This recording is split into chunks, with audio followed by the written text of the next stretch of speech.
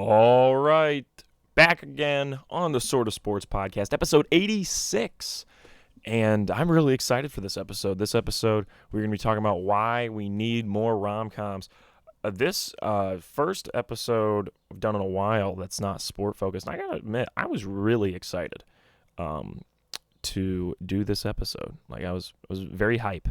So, yeah, I'm very excited to do for the specialty podcasts, do some different things and just kind of talk about some topics that I don't know if they've been on. I don't know if I'm getting them off my chest as much as it's just like I just have a lot of stuff I like to talk about, and I was doing those videos on the YouTube channel, the Ryan Klinger. It's linked on the page of the podcast. If you go to the YouTube channel and then you go, there's like a thing on the bottom of my podcast channel that says, "Here's my YouTube channel." But anyways, I was making some videos over there where I just talk about topics, and I was like, I think for my YouTube channel, I prefer to just do like little skits. So I'm gonna switch gears and start making those podcasts. So that's kind of what we're doing. I have been putting out pretty much little shorts daily on the YouTube channel. So if you're interested in that, you can pop over there if you'd like. If not, no worries. I mean, I am definitely not in charge of you. If your life is ruled by me, stop it. So I was thinking, I'm like, I recommend this show, or you should try this movie. If there's somebody out there that actually follows all my recommendations, I mean, good job by you, buddy. Like, I mean, I'm quite impressed because there's literally no reason for you to have to do that. So, and you probably should stop. I don't think I'm that important. So, anyways, yeah. So we've been putting out shorts on daily. I've been enjoying that, but I'm pretty excited to do these next couple episodes. I think pretty much everything until the March Madness episode will be like this. So next week, the week after that, and then I think the week after that, I'm trying to think I'm going to look up real quick, when does March Madness start? That is also the top search on Google when you type in when does. So it'll start on March 17th. So we'll be doing this week like this, the week after, and then, so we have 3 episodes that are all going to be focused on mostly non-sport things. I'm going to touch on the NBA just for a little bit, talk about my thoughts on All-Star Weekend. But the main focus today, the topic at hand, is rom-coms and why I love rom-coms. I think it's funny because if I look back, I was thinking about this last night in the shower. What a great way to start the main part of the pod. I was thinking about, obviously, like, I was aware and I liked a lot of different movie genres at a young age, but I feel like there were certain ages where certain genres were just like really clicking with me. Like when I was a young, like, little kid, adventure movies I like ate up. Like Indiana Jones is like the coolest thing to me. The Goonies was like the coolest thing to me. I don't know if anybody's seen Race to Witch Mountain. Ate that up. Movies like that were just like my thing, right? And like obviously I watched other movies. I love the Shrek films. I love the Kung Fu Panda movies. I love the movie Tooth Fairy with Dwayne "The Rock" Johnson. But I obviously liked other stuff than just adventure movies, but it was like adventure movies was like my main genre I really enjoyed. And then I get to middle school and junior high, and that genre switches now. It's like it's still a part of me, right? The adventure is still a favorite of mine, the adventure genre. But now we throw in a new, like, imagine it like a plate, right? So I had a slice of the adventure genre, and that stays on the plate. I never throw it away. It's like a part of like my plate of like things I really enjoy in film and television, right? So let me get a slice of superhero stuff. And like when I was in middle school and junior high, I remember the first Marvel movie I saw in theaters was Captain America: The Winter Soldier in April of 2014. And I think I took my buddy Merrick. I think Merrick was with me. So if Merrick is listening, we shared a special moment together, pal. But what a great one to see in theaters too. Still an elite Marvel movie. I don't know, when I did my rankings, years back, I'll probably have to redo my MCU ranking at some point. But I mean, it's been a while since I've watched some of those MCU movies. I can't tell you last time I watched like the first Thor. Like it's been a while. But when I did that MCU ranking late 2021, I want to see let me mute this. Let me look at where I ranked Very curious. Where I ranked Captain America Winter Soldier, because I feel like it should be pretty high. Oh, I put it in banger. I didn't put it Hood Classic. Ooh, I feel like if I redid it, I might put it higher. I haven't watched that movie in a while, too, to be perfectly honest. Like, full disclosure, I don't think I've watched Captain America Winter Soldier in maybe 5 years. It's definitely been pre-COVID. So that, oh my gosh, that would be 5 years. It's 2024. Wow. And the weird thing is, like, I'm like, oh, well, I could watch that, this week or next week. And I'm like, it's really good, but I kind of got other stuff I want to watch. So, got a new episode of The Bachelor to watch. I still haven't watched this week's episode. I'll have to do that this weekend so that I'm ready for next week's episode. I've been loving The Bachelor lately. But anyways, so in junior high and middle school, I add, like, the superhero genre to me, right? And that's, like, now a piece of my films and television genres that, like, I just absolutely, I always say, like, a movie looks like it's made for me. Usually they have to involve one of these genres, right? Then my freshman year of high school is when I fall in love with Beverly Hills Cop and Lethal Weapon, and I find out that the action comedy is just something I absolutely adore. And that feeds into my sophomore year of high school, where the action flick really becomes a staple for me. Die Hard, Terminator, stuff like that, like, really starts to click with me. And I don't know if Terminator's really an action film, the first one. I think the second one more is. But I'm saying that becomes like a thing. So it's like now when I think about movies that are like right up my alley, it could be an action film, an adventure film, or a superhero movie, or an action comedy. My junior year is when I was like, whoa, I really, I'm trying to think. Junior year was a little bit carryover from action movies, I'm not going to lie. Like, I kept just watching a lot of action movies. My junior year was also the first year the end of my junior year was also the first year that I kept a list of everything I watched, because that would be early 2022.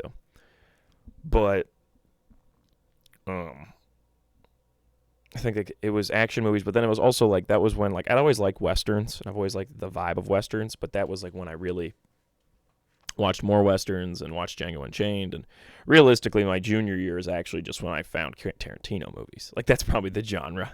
Right, because I feel like I'd always liked westerns. I honestly think westerns kind of feed in with the adventure movies from when I was a little kid. But I didn't actually watch many westerns when I was just a little kid. I just thought they were cool, even though I hadn't, like, seen many of them.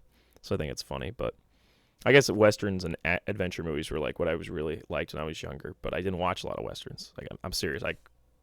Wasn't too many westerns I really could watch. I wasn't gonna watch, like, Clint Eastwood films as a little kid. But I watched Bonanza.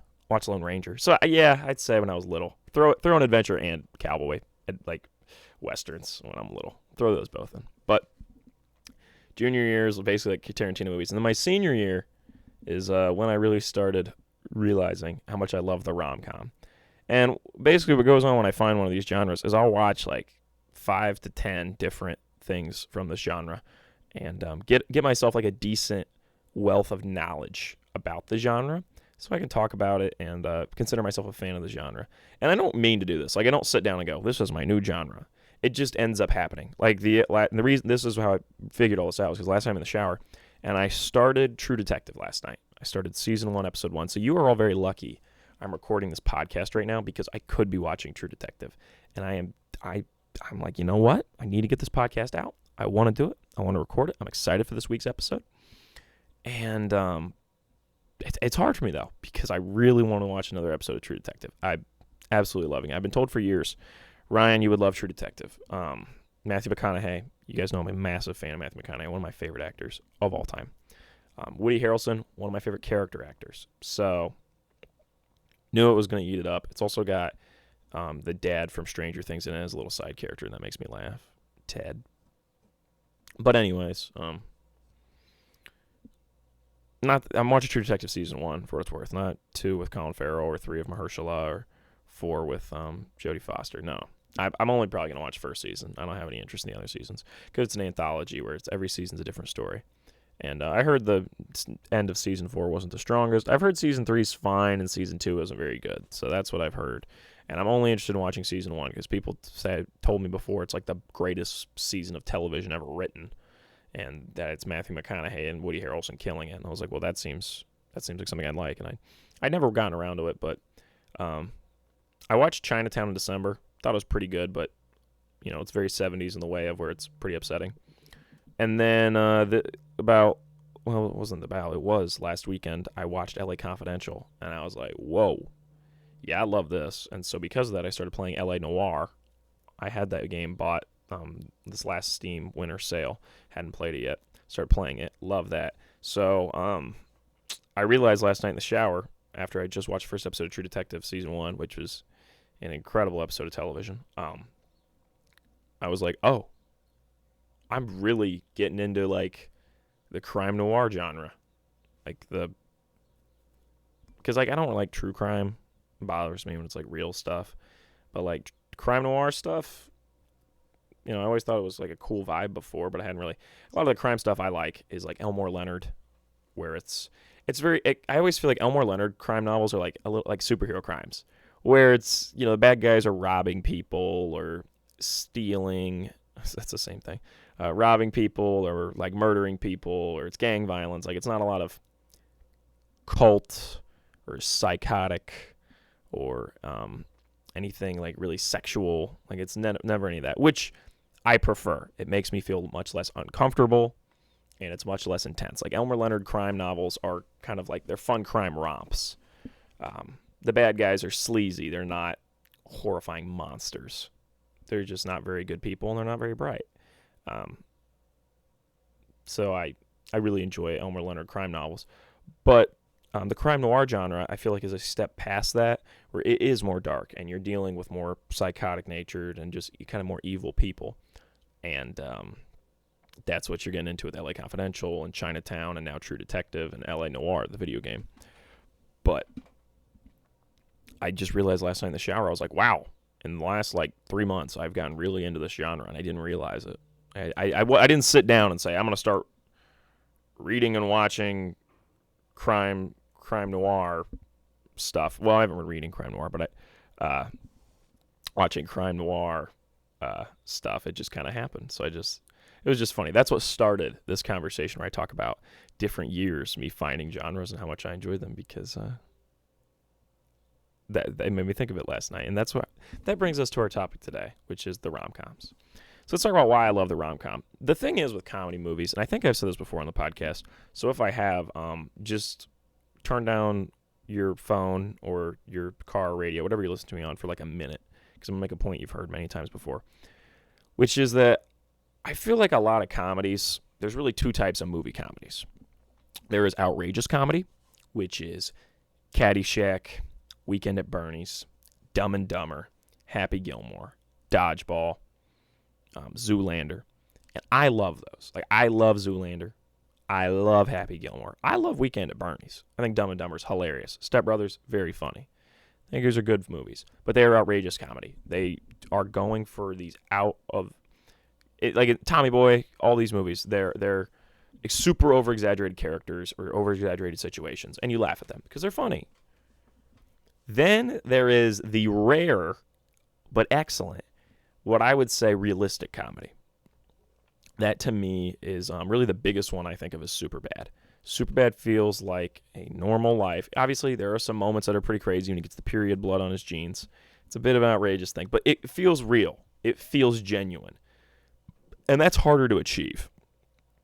I think one of the best at this was John Hughes, because Home Alone can get a little outrageous when they're, like, breaking into the house, but other than that, it's mostly more realistic comedy like that.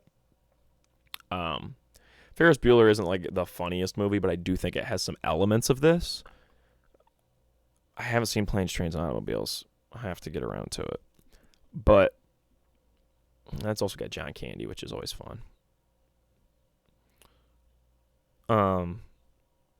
It's rare to get the realistic comedy that's like a non-rom-com. And that's what I really enjoy, is a lot of rom-coms, like 95% of them are the realistic comedy. It's not super outrageous, over the top, crazy Happy Gilmore stuff. And I love Happy Gilmore. I mean, you guys know I put it my fourth favorite movie from 2023. I absolutely love Happy Gilmore. But there is something to be said about when it feels like a real situation. And that's where a lot of sitcoms thrive, right? Like, I think about it like It's Always Sunny in Philadelphia. Yeah, it's crazy stuff going on, but at the end of the day, it mostly feels like something that can happen. I mean, some of the episodes, like some of them, like the water park one, like that's like at the end of the day, it feels like relatively reasonable. Seinfeld, it always gets crazy by the end, but you can see where it started from like a relatively normal situation. I think like uh, Parks and Rec and The Office sometimes swing more to the outrageous comedy, but it just depends. And I think there's something special to when you do a realistic comedy where it feels like real life uh, that I really enjoy. I think it's 10 Things I Hate About You. Perfect example. There's no like crazy over exaggerated characters. It feels like a bunch of real things that could happen. And that's a rom-com too. It's a great high school rom-com. So I really enjoy I love the outrageous comedy, but I also really enjoy the realistic comedy. And a lot of rom-coms are that. It's very rare to find an outrageous comedy rom-com. And I think these movies are super fun to see in the theater. I thought about when I went and saw Anyone But You. That's actually what sparked me wanting to make this video, is because Anyone But You I really, really loved. I thought it was really great. And it's really a shame I didn't see it in 2023 because like it would have had a chance to be one of the best movies from the year. But that year was stacked though, so maybe it was better for it. These are really fun to see in the theater because there's something special about a good rom-com or just a good comedy in general in the theater, and everybody's laughing. You're laughing a bunch of strangers. That's a special thing.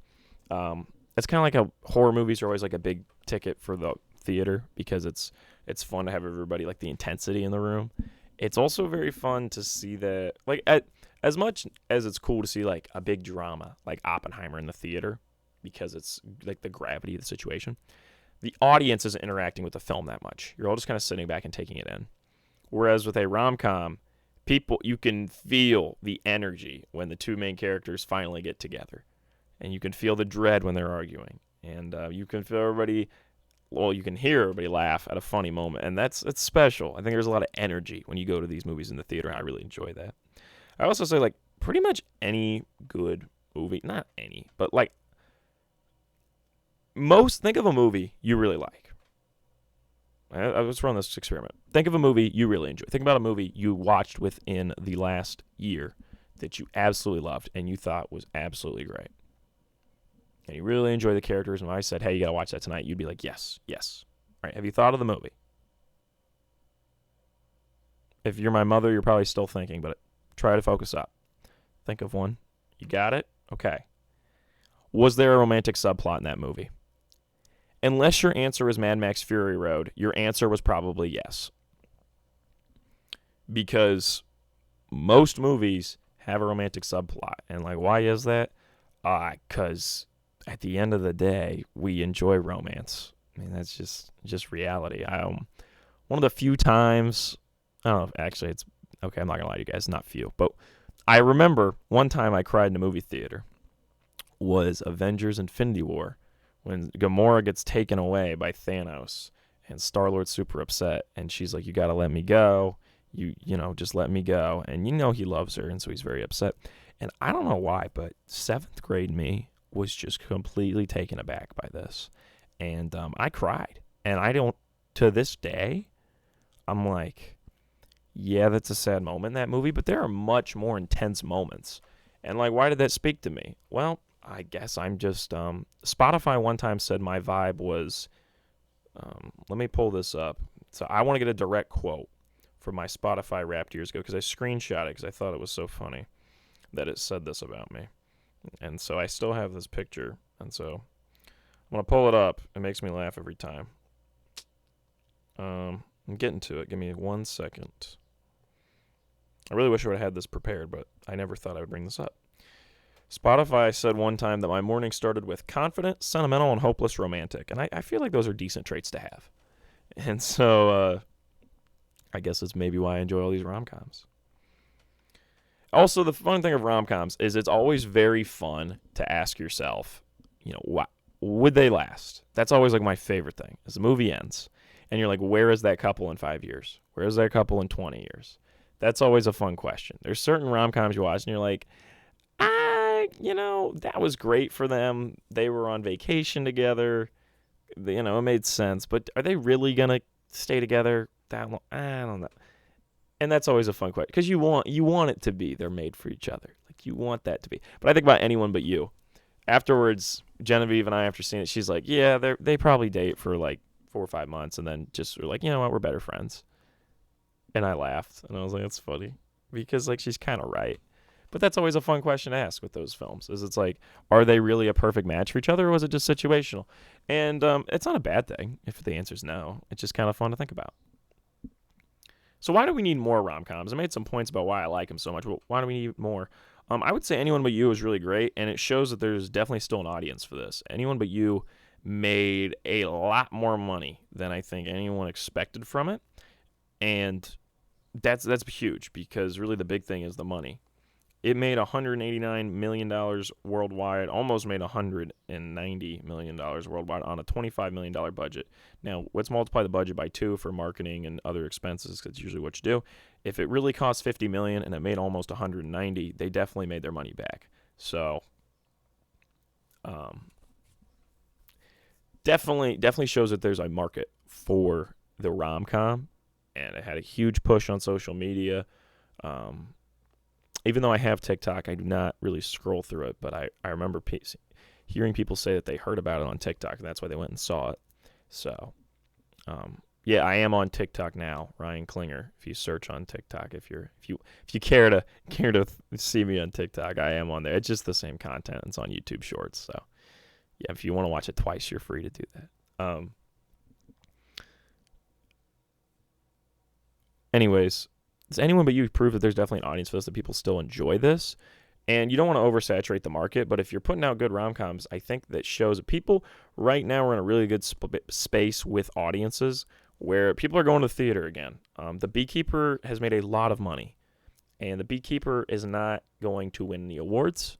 The Beekeeper is not a part of a massive franchise. The Beekeeper is just the new Jason Statham action movie, and also a movie that I greatly enjoyed. I thought The Beekeeper was super fun. And I was really happy a movie like that still exists. And I'm willing to bet we're going to get a sequel because of how much money it made. And I'll be there because Jason Statham continues to make movies that are about 40 years too late. He just makes like mid-80s action films like Raw Deal and Commando style films with him. And I love the fact that he's the guy still doing that. I have a book I bought. I haven't read it yet. It's called The Last Action Heroes.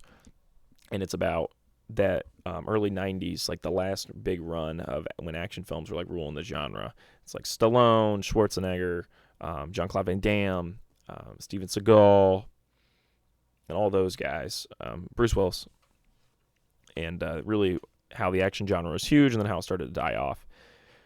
And it's funny because I feel like if they were going to write a sequel to that book, they would just say The Last Action Hero, like legitimately, and that's Jason Statham. I mean, I give him credit. He is carrying the action, just the pure action genre on his own, and that's it's quite a feat because I feel like he killed it on The Beekeeper. But I'm saying audiences are showing that they're going to the movies for more than just franchise films at the moment.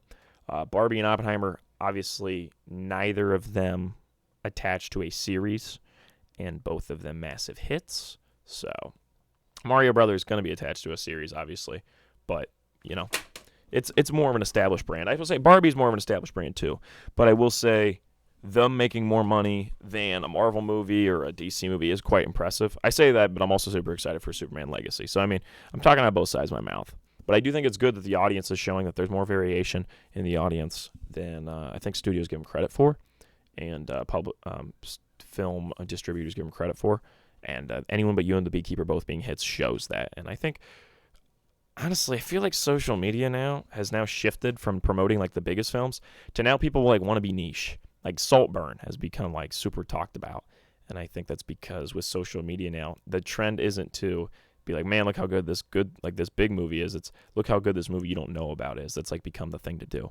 And that kind of annoys me because then like movies like Saltburn blow up. And like this Challengers movie of Zendaya is going to be like huge. I don't know if it'll make a bunch of money in the theaters, but at some point it will be big just because Zendaya is a smoke show. And these movies that are like have like good cinematography and like, you know, have like kind of artsy looks to them, along with having an attractive person in them, Jacob Elordi or Zendaya, and horny energy in the trailer. I just feel like, you know, that can get a real push on TikTok because it's like, oh, look at this attractive person in this horny movie. And people are like, oh, that's cool, I'll watch that. And then, you know, it has good cinematography. So they're like, oh, well, that means it's good because, you know, I look at it and I think it looks cool. And I'm not saying challengers are going to be bad, but I am saying I'm willing to bet people are going to act like it's amazing, even if it's not amazing. But maybe it will be amazing, and people are going to act like it's amazing, and it'll be a perfect match. If you haven't seen the Challengers trailer, watch it. You'll get what I'm talking about. Hopefully it's a great film. But I'm saying regardless if it is or not, it's going to be talked about like it is great because, somebody that's like 22 years old and has only ever watched, Marvel movies and Fast and Furious watches it and is like, whoa, this makes actual artistic choices, thus meaning it's good. It's like, no, I don't think, it's not that it's actually good. It's just the fact that you haven't watched something that's got a style to it. So now you've watched something with a style, and it's not that it's like the best style. It's just they did make a style, so now you think it's incredible because you've never seen that. That was a long tangent. If you like the movie Saltburn, and if you're excited for Challengers, good for you. Honestly, I'm glad you enjoy that. I'm really do. I don't know why I went on that rant. Hopefully Challengers is really good. I thought Zendaya looked smoking in it, so I mean they did speak to me. That was what they tried to do, and I guess they accomplished their goal. I know there's been a lot of issues of bombs lately in Hollywood, but the thing is of rom-coms is that they're usually lower budget, and so that's really a big thing, is they can be lower budget films and still make a lot of money and be big hits. And they can be a great movie star vehicle. Matthew McConaughey. I love Matthew McConaughey. He got his big start in Dazed and Confused, and then after that he made a lot of rom-coms. That was what kept him as a big deal, and it can make people stars. I mean, it's you keep seeing them in these rom-com films, and then when they take that next step and do something different, it's like watching somebody graduate. It's like a special moment, and I think that's fun. Like Glenn Powell was in Anyone But You. I don't know if he'll ever make another rom-com, but we're always going to have that point where we can watch Anyone But You and be like, look, remember when Glenn Powell was just kind of like, oh yeah, that fun guy from Top Gun? Like, he's Glenn Powell to me, but I will say, I think most people were just like, oh, the Top Gun guy. And I feel like maybe after Anyone But You and Top Gun, we've seen him enough that he's now Glenn Powell. And that's great because I think Glenn Powell's the man. Love him. He is like, if I could buy stock in actors, I'm buying so much Glenn Powell stock. Like, I think he's just going to be an absolute star. They're also low commitment films. That's what I love about rom-coms is you can watch them. They're usually like an hour and a half to 2 hours. You can watch them and that's the movie. Like boom, boom, you're out. And it's not a super high commitment. It's very low commitment. They're very easy to watch, breezy. They don't weigh on you too much, and you're just kind of like, oh, this is fun. And so I love the fact that it's a low commitment film.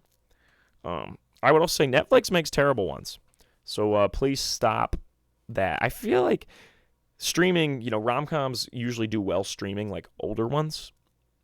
You always see them like near the top, like 13 going on 30 and Pretty Woman. Like these older rom-coms you see doing quite well on streaming. And so streaming services are like, oh, we're just going to make a new one. We're going to make a new rom-com that's going to be big for us. And they never work because I don't even know why, but they're just not good. So you just got to make ones for theater and then put them on streaming after. That's the way to do it because, seems a pretty terrible one. And I think Anyone But You is really good, but I don't think it's like one of the best rom-coms I've ever seen. I mean, I'm going to tell you guys in a bit the best rom-coms I've ever seen. And Anyone But You is not that. And the fact I made that much money shows that, like, people want more of this. I also would say, speaking of the Netflix rom-coms, originally when this format I'm doing talking about these rom-coms was a video, I was going to make a little skit making fun of how, like, in every Netflix movie, there's, like, the trope where, like, the older brother of, like, her best friend, or just somebody who's, like, significantly older, and, like, she's known her whole life, is, like, and she considers him an older brother, ends up having, like, a massive crush on her, and they get together. I'm mostly making fun of the kissing booth. But I think I've seen it happen in another one, and I just hate that trope. I think it's really uncomfortable. Originally, when this was a video, I was going to, like, cut to that, me talking about that, and, like, me doing a little skit on it. But then I decided this became a podcast, and that became a little YouTube short. So if you go to Ryan Klinger on YouTube, or if you go to my YouTube Shorts, and you go to my YouTube Shorts, it's on there. It's the guy in every Netflix teen romance. And it's also on TikTok. So I made that little skit making fun of that. I think it's pretty funny. But, yeah, I didn't mean to plug my own stuff, but it just happened to happen naturally, I guess. You guys know I never say you have to watch anything. Like, once again, if you have no interest in watching that skit, don't worry about it.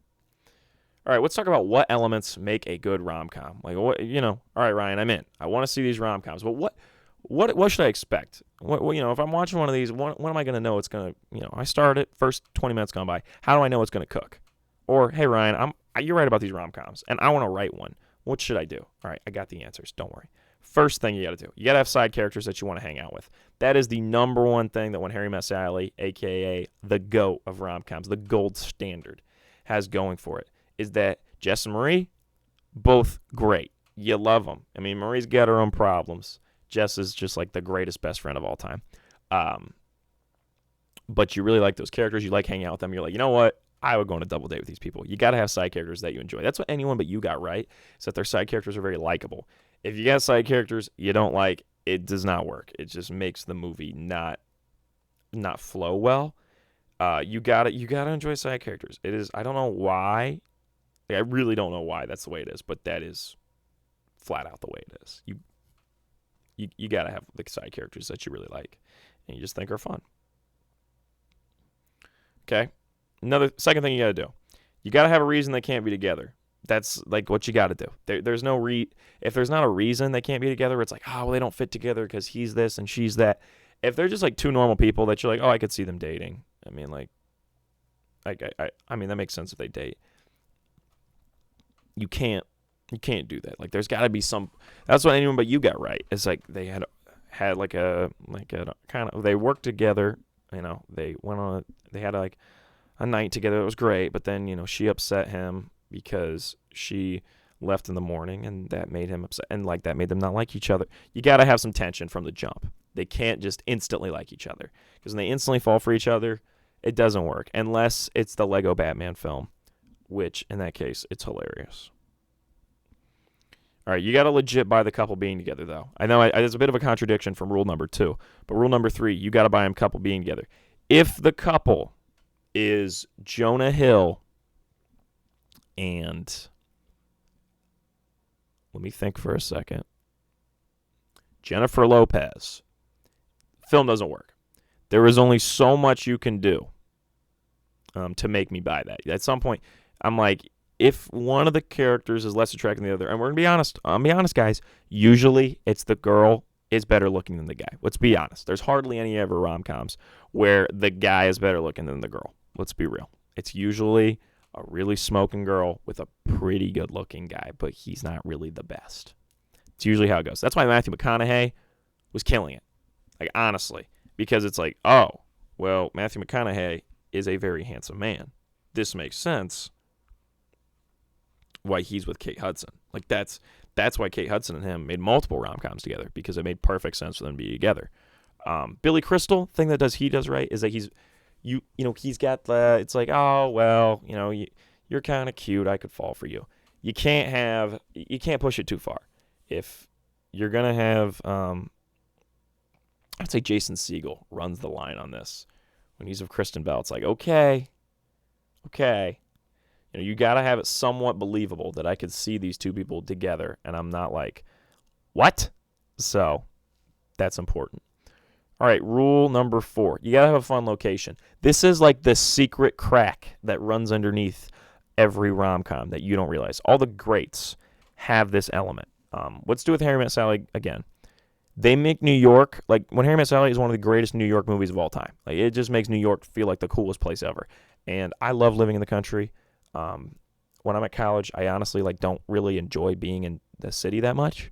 I understand the conveniences of being in a city, but I don't like it as much. I love living in the country, but Harry Met Sally makes New York look awesome. Like, it makes New York look like the place to be. So, rom-coms, they got to get the location. Make the location somewhere you want to be. That's why a good amount of rom-coms take place in Hawaii, because it makes you, if it's in a location that you think is cool, then it just makes everything feel more like lush and happy. I don't know how to describe that, but it's real. That's why Anyone But You takes place in beautiful Australia. Perfect. That nails it. That's what you got to do. You can't have your rom-com taking place and, let me think. I mean, I like Detroit, but your rom-com taking place in Detroit doesn't work. It doesn't work. It can't take place in Detroit. All right, last rule for the rom-coms is number 5, final one. You got to have the big confession of love. They got to have a big confession. It is like a requirement. All the greats do it for a reason. There has to be that moment where one of the characters has to just flat out confess their love to the other person because you just love to see it. You just do. All right, let's recommend some rom-coms. First one. You're like, okay, Ryan, I want to watch these rom-coms. What's your recommendations? If you haven't seen When Harry Met Sally, you need to get it done. It is the greatest rom-com of all time. A lot of the tropes come from this film. It defines the rom-com genre. Like, I'm not even going to lie to you. It really does. It's excellent. And trying to think if there's really anything else I can say about it other than the fact that it is the best. You know what? Even for When Harry Met Sally, the other ones I'm not going to do this, but for When Harry Met Sally, I'm going to even tell you what it's streaming on, so if you're curious. It is streaming on literally nothing other than Prime Video. So if you want to rent it, it's your only way to currently watch it. So it's so helpful. But Harry Met Sally sets the standard. It's the greatest rom-com of all time. After you watch this one, everything else that you watch will be second place. So I would watch it first just to get the best one out of the way, and then find some others that you like. What's another one I'd like to recommend? I would say Forgetting Sarah Marshall. This is one of the more comedy-based rom-coms. It is a little more, leans more to the outrageous comedy, but I really enjoy it. It nails it because it's in Hawaii. It has fun side characters. It is also great because it starts with a breakup, and I think that's a fun way to start a rom-com. It's a very unique way to jump off point. Great cast. Jason Segel, Russell Brand, Bill Hader, Kristen Bell, and Mila Kunis. Along with Jonah Hill. Jonah Hill's in this too. So it's just a great cast. Late 2000s, which 2000s had a great run of rom-coms. I mean, they were absolutely killing it. Judd Apatow and crew made some great ones. So I've been very impressed with a lot of the ones I've watched in those 2000s. That 2000s crew did a great job. And they're going to pop back up in a moment. So, like that 2000s rom-com energy. But Forgetting Sarah Marshall, hilarious. Like, if you want one that's going to make you laugh a lot, go for Forgetting Sarah Marshall. Very funny one. It's a great rom-com. Next up, Crazy Stupid Love. This one is probably the most drama out of any of these, but I love what Crazy Stupid Love does. It reminds me of Magnolia, which I know is like an outrageous comparison, the Paul Thomas Anderson film. Yes, the one with Tom Cruise in like one of his best roles ever. That one. Where it's like all these different storylines that intertwine and stuff. That's what Magnolia is doing. It's like that, but for romance, and Crazy Stupid Love does a great job intertwining all these different stories. You get the points of view, romance from an adult, young love, coming of age, and also Ryan Gosling's in it along with Emma Stone and Steve Carell. So it's just crazy good cast. I mean, there's other, the cast is more than that. Like Marisa Tomei is in it, along with Julianne Moore. I mean, it's a good cast. Don't get me wrong, but the big ones that stick out to me are Steve Carell, Ryan Gosling, and Emma Stone. Ryan Gosling especially, he just absolutely kills in this film. But I love Crazy Stupid Love. I ranked it, I think, as the fourth. Was Happy Gilmore 5? I think I misspoke earlier. I think Happy Gilmore was 5. Let's look back on the 2023 Sort of Sporties real quick. I did put Happy Gilmore 5. Crazy Stupid Love was 4. La La Land was 3. Makes sense. I'm happy with those rankings. Takes me a lot of time actually to do that. It was like a good 40 minutes at Bob Evans that day. I wrote that out. But Crazy Stupid Love, super recommendable. I will say it does start a little odd. I feel like the first 20 minutes you're kind of like, where is this going? Not sure if I'm enjoying this. As soon as Ryan Gosling gets into the film, it kicks into high gear, and that's when the movie rolls and you eat it up. So just, if you're watching it, do not turn it off after the first 20 minutes. Wait for at least Ryan Gosling to take Steve Carell out to the bar, and then tell me if you didn't like it, because the odds are you're not going to. So Crazy Stupid Love. There are some scenes of Crazy Stupid Love that are absolutely hilarious, but I will say it also knows when to take itself seriously. So I would say it's a little more drama-focused. That's what I love about the rom-com genres. You can lean more to the comedy, like Forgetting Sarah Marshall, and you can lean more to the drama, like Crazy Stupid Love. And either way, it still really works. A fun rom-com that takes the genre twist on the head is I Love You, Man. This one is not a love story between a man and a woman. It's a man who doesn't really have a best friend, and he looks for that as he is engaged to be married, and he wants to find his best man. Jason Segel, once again, popping back up, this time with Paul Rudd, and I love Paul Rudd. I feel like everybody loves Paul Rudd. It's really hard to not like Paul Rudd. He's just a great guy. But he is in it. His wife is Rashida Jones, And John Favreau's in this movie, and it's always great to see John Favreau, and also Andy Samberg and J.K. Simmons pop up in it too. But John Favreau's in it, and I just love John Favreau and everything. Swingers legend, John Favreau. Anytime John Favreau or Vince Vaughn shows up in a movie, I'm in. I love it. But I Love You Man is a very fun twist in the genre because it takes the rom-com like beats, but then it flips it, and it's now like a friendship, and I think it's great. So I would make sure you watch I Love You Man after watching a couple other rom-coms, so then you can see the cliches it's mirroring. And it doesn't make fun of the genre. It takes it and it uses it to its advantage to create something new, and I really love that. A more modern one is Crazy Rich Asians. It is a really fun setting. Once again, it puts you, I'm not sure exactly the country they are in, but it's just like this beautiful like Orient, I don't know what the word would be. It's like this beautiful like Asian culture. I don't even know what the right terms are. I'm probably not the right guy to name what they are, but regardless, stack cast, it's wonderful. Crazy Rich Asians I watched on a whim last January, and I absolutely love it. Henry Golding kills in this movie. Michelle Yeoh, good in everything, and she's good in this. There's obviously a huge cast. I mean, Ken Jeong, Awkwafina, Lisa Liu, Gemma Chan, Henry Shum Jr., Constance Wu, like stack cast. But it's so great. I mean, I gave this exceptional ratings, I know, last year when I did my sort of sporties. I think it just missed out on being in the top in the Hall of Fame. Yeah, it was ranked 32nd, and I put the top 25 movies in the Hall of Fame. So, I mean, I really enjoy Crazy Rich Asians. It is an excellent modern rom-com, and I've been quite impressed with it. And I feel like more people need to watch it. But it gets everything right. It's got fun side characters. It's got a fun location. It's got the confession of love. You legitimately buy the couple together. And there's a reason they can't be together. It hits everything, and it nails it. And I love Crazy Rich Asians. It's great. I will say it is very romancy. Like, this might be the most romance out of any of these. And then finally, my last recommendation of rom-coms is How to Lose a Guy in 10 Days. You guys knew I was going to have to throw in Matthew McConaughey in here. But it's super straight-up rom-com, and it ended up kind of kickstarting that 2000s run of rom-coms. I think this comes out in 2004. And Matthew McConaughey and Kate Hudson are just two rom-com legends, and they absolutely feast in this film. This film's very funny, but it's also just a great romance, and it's just a hard one to dislike. It's one of those that's like on TV all the time, and you're like, I gotta watch it. Why not? How to Lose a Guy in 10 Days. It's great. But yeah, it really starts that run of 2000s rom-coms. I would say 13 Going on 30 fits in there too, like in that 2000s run. Because there's like the early 2000s run where they're all coming off How to Lose a Guy in 10 Days, and then it switches late 2000s to like the Judd Apatow style with like I Love You Man. And I don't think Apatow actually helped on that, but it's like usually it's like similar vibes to like that and Knocked Up and This Is 30. I mean, This Is 40, right? This Is 40 is what it is. And, Superbad, and I don't say Superbad's a rom-com, but you know what I mean, like that energy. Forgetting Sarah Marshall, all those.